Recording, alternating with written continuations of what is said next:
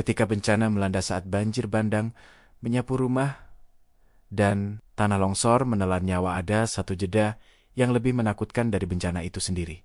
Itu adalah keheningan kekuasaan. Bukan keheningan karena sedang sibuk menghitung teknis, tapi keheningan yang disengaja, dirancang untuk menciptakan ruang bagi sesuatu yang lebih berharga bagi penguasa daripada nyawa rakyat.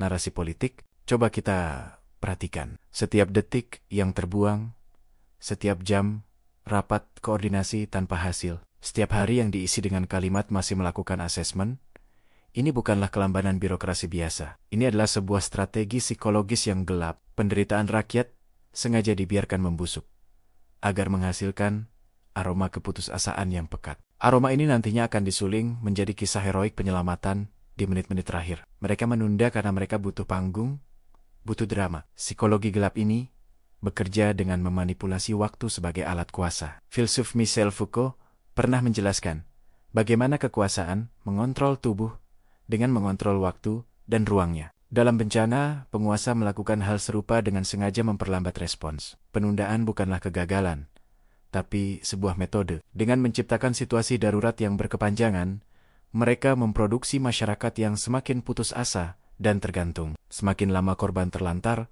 semakin dalam rasa frustrasi mereka. Dan ini bagian terpentingnya, semakin besar rasa syukur yang akan mereka tunjukkan begitu akhirnya sebuah bantuan simbolis datang. Penguasa mengubah diri mereka dari penjamin keselamatan menjadi dewa penolong yang muncul setelah korban hampir kehilangan segalanya. Kepahlawanan mereka terasa lebih besar, bukan karena yang mereka lakukan hebat, tapi karena penderitaan yang mereka biarkan terjadi sebelumnya jauh lebih besar. Ini adalah bentuk penyangkalan terhadap realitas waktu korban. Bagi seorang pejabat di ruang ber-AC, satu hari hanyalah selembar agenda rapat. Tapi bagi korban di tenda pengungsian, satu hari adalah pertarungan melawan lapar, penyakit, dan trauma. Dengan menunda, penguasa seolah berkata, "Waktumu untuk menderita tidak seberharga waktuku untuk membangun narasi." Setiap konferensi pers yang memamerkan data kerusakan yang terus bertambah, tanpa diikuti langkah nyata yang memadai,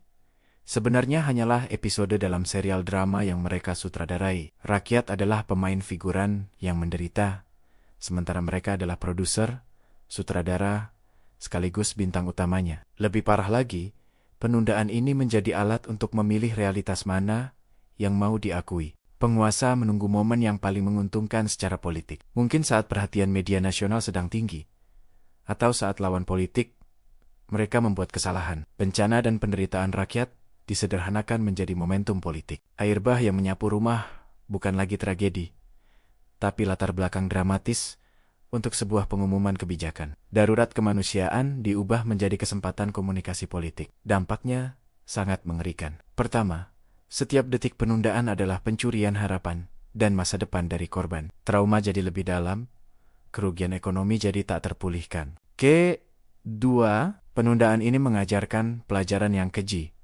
bahwa penderitaan kita tidak cukup penting untuk mengganggu ritme kekuasaan, bahwa hidup dan mati kita hanyalah variabel dalam kalkulasi naratif yang lebih besar. Ketiga, ini menciptakan memori publik yang cacat. Kita akan lupa pada lambatnya respon, dan hanya akan ingat pada drama penyelamatan di akhir cerita yang dibingkai indah oleh humas pemerintah. Kejahatan penundaan akan terkubur di bawah liputan tentang keberhasilan penanganan. Pada akhirnya psikologi gelap di balik penundaan ini mengungkap kebenaran yang pahit. Bagi kekuasaan yang sakit, rakyat yang menderita hanyalah bahan mentah untuk sebuah narasi. Dan narasi butuh waktu untuk matang. Mereka membiarkan banjir lebih lama, membiarkan korban kelaparan lebih lama, membiarkan harapan pudar lebih lama. Semua agar saat mereka akhirnya turun tangan, cahaya kepahlawanan mereka akan bersinar lebih terang di tengah kegelapan yang mereka ciptakan sendiri. Mereka bukan pemadam kebakaran, mereka adalah pembakar yang kemudian berpose sebagai pahlawan di depan puing-puing